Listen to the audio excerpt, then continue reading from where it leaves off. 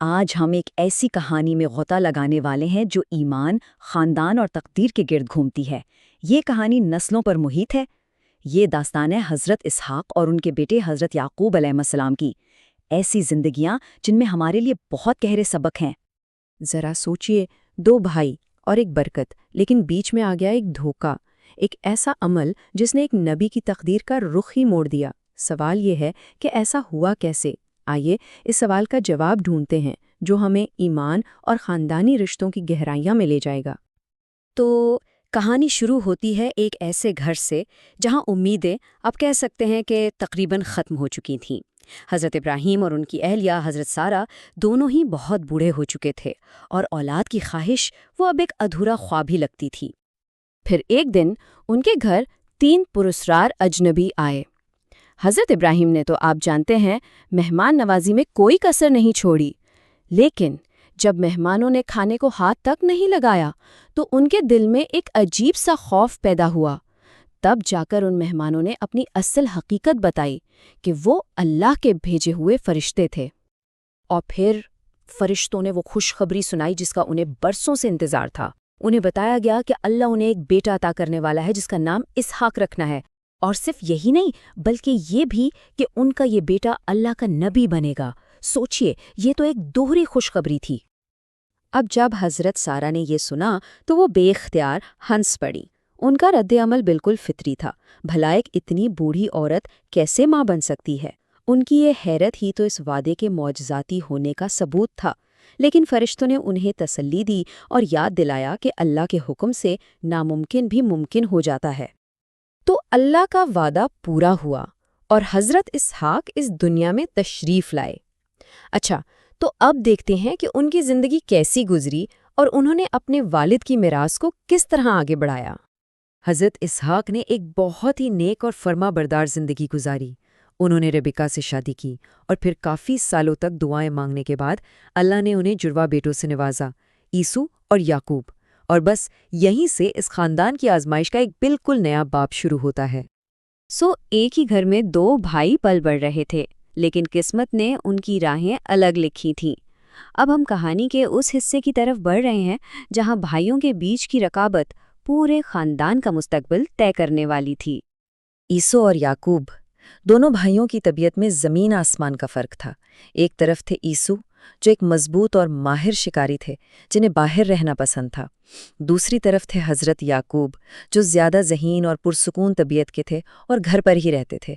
اب مسئلہ یہ تھا کہ حضرت اسحاق عیسو کو زیادہ پسند کرتے تھے، جبکہ والدہ ربکہ کا جھکاؤ یعقوب کی طرف تھا، اور آپ سمجھ سکتے ہیں کہ یہی چیز آگے چل کر ایک بڑے مسئلے کی وجہ بنی۔ خیر، وقت گزرتا گیا، حضرت اسحاق کافی بوڑھے اور نابینا ہو گئے۔ ایک دن انہوں نے اپنے بڑے بیٹے عیسو کو بلایا، اس سے کہا کہ جاؤ شکار کرو اور میرے لیے میرا پسندیدہ کھانا بنا کر لاؤ تاکہ میں تمہیں اپنی خاص دعا اور برکت دے سکوں۔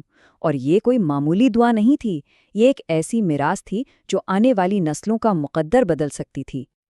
لیکن یہ ساری بات چیت دیوار کے پیچھے سے ان کی والدہ ربکہ سن رہی تھیں، اور وہ یہ چاہتی تھیں کہ یہ برکت ان کے پیارے بیٹے یعقوب کو ملے۔ تو انہوں نے فوراً ایک منصوبہ بنایا۔ انہوں نے یعقوب سے کہا کہ جلدی سے کھانا تیار کرو، عیسو کے کپڑے پہنو اور اپنے بازوؤں پر بکری کی کھال لپیٹ لو تاکہ والد کو دھوکہ دیا جا سکے۔ حضرت یعقوب تھوڑا ہچکچا رہے تھے، لیکن پھر بھی اپنی ماں کے کہنے پر اپنے والد کے پاس چلے گئے۔ حضرت اسحاق چونکہ نابینا تھے، انہوں نے آواز سے پہچاننے کی کوشش کی۔ وہ بولے، آواز تو یعقوب کی لگتی ہے مگر ہاتھ تو عیسو کے ہیں۔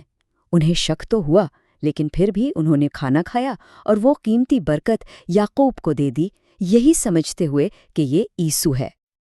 اب جیسے ہی حضرت یعقوب وہاں سے گئے، عیسو شکار کر کے واپس آ گیا، اور جب سچائی سامنے آئی تو عیسو کی چیخ نکل گئی۔ اس کا حق، اس کی برکت، سب کچھ اس کے بھائی نے چھین لیا تھا۔ اس کے دل میں غصے کی ایسی آگ بھڑکی کہ اس نے قسم کھا لی کہ وہ یعقوب کو جان سے مار دے گا۔ تو ایک دھوکے کی وجہ سے حضرت یعقوب کو اپنا گھر بار چھوڑ کر بھاگنا پڑا، لیکن یہی جلاوطنی، یہی سفر ان کے لیے ایک بہت گہرے روحانی تجربے کا آغاز بننے والا تھا۔ تو اپنے بھائی کے غصے سے بچنے کے لیے اور اپنی والدہ کے مشورے پر حضرت یعقوب اکیلے ہی حران کے ایک لمبے اور انجان سفر پر نکل پڑے۔ انہیں بالکل اندازہ نہیں تھا کہ یہ سفر ان کی زندگی کو ہمیشہ کے لیے بدل کر رکھ دے گا۔ سفر میں وہ اکیلے اور تھکے ہوئے تھے۔ ایک جگہ ایک پتھر پر سر رکھ کر سو گئے، اور اسی رات انہوں نے وہ مشہور خواب دیکھا جسے یعقوب کی سیڑھی کہا جاتا ہے۔ انہوں نے دیکھا کہ ایک سیڑھی زمین سے آسمان تک جا رہی ہے، جس پر فرشتے چڑھ اور اتر رہے ہیں، اور پھر اللہ نے ان سے براہ راست بات کی اور انہیں، ان کی نسل کو اور اس زمین کو برکت دینے کا وعدہ فرمایا۔ یہ اتنا بڑا روحانی تجربہ تھا کہ اس کے بعد حضرت یعقوب نے اس پتھر کو ایک نشانی کے طور پر کھڑا کیا اور 2 عہد کیے۔ پہلا یہ کہ اگر وہ خیریت سے واپس لوٹیں تو اس جگہ اللہ کا گھر بنائیں گے، اور دوسرا یہ کہ وہ اپنی ہر چیز کا 10واں حصہ اللہ کی راہ میں دیں گے۔ اور جانتے ہیں، یہی وہ مقدس مقام ہے جسے آج ہم یروشلم کے نام سے جانتے ہیں۔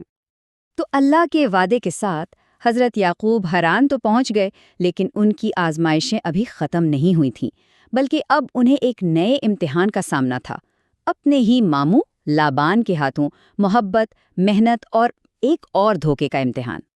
حیران پہنچ کر ایک کنویں پر ان کی ملاقات ہوئی اپنی کزن رحیل سے، اور کہا جاتا ہے کہ وہ پہلی ہی نظر میں ان کی محبت میں گرفتار ہو گئے۔ تو جب انہوں نے اپنے ماموں لابان سے راہیل سے شادی کی بات کی تو لابان نے ایک شرط رکھ دی۔ شرط یہ تھی کہ راہیل کے بدلے 7 سال تک اس کے لیے کام کرنا ہوگا، اور راہیل کی محبت ایسی تھی کہ حضرت یعقوب کو یہ 7 سال بھی کچھ ہی دنوں کی طرح لگے۔ 7 سال پورے ہو گئے، لیکن شادی کی رات حضرت یعقوب کے ساتھ وہی ہوا جو کبھی انہوں نے اپنے بھائی کے ساتھ کیا تھا۔ انہیں دھوکہ ملا۔ ان کے ماموں نے راہیل کی جگہ اپنی بڑی بیٹی لیا کو دلہن بنا کر بھیج دیا۔ سچائی کا پتہ تو اگلی صبح چلا، لیکن تب تک بہت دیر ہو چکی تھی۔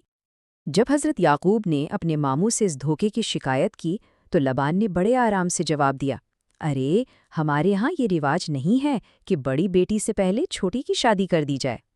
اب ذرا تقدیر کا کھیل دیکھیے، جس نے کبھی دھوکہ دیا تھا آج وہ خود دھوکے کا شکار ہو گیا تھا۔ لیکن راہیل کو پانے کے لیے لبان نے ایک اور شرط رکھ دی، اور وہ شرط تھی مزید 7 سال کی خدمت۔ حضرت یعقوب نے یہ شرط بھی مان لی، اور اس طرح پورے 14 سال کی سخت محنت کے بعد آخرکار وہ اپنی محبت راہیل سے شادی کرنے میں کامیاب ہوئے۔ تو حضرت یعقوب کی زندگی، جس میں دھوکہ دیا بھی اور دھوکہ کھایا بھی، یہ پورا سفر ہمیں کیا سکھاتا ہے؟ یہ کہانی ہمیں صبر، تقدیر اور اس بات پر گہرا یقین کرنے کی دعوت دیتی ہے کہ انسان چاہے کوئی بھی منصوبہ بنائے، آخر میں اللہ کی تدبیر ہی غالب آتی ہے۔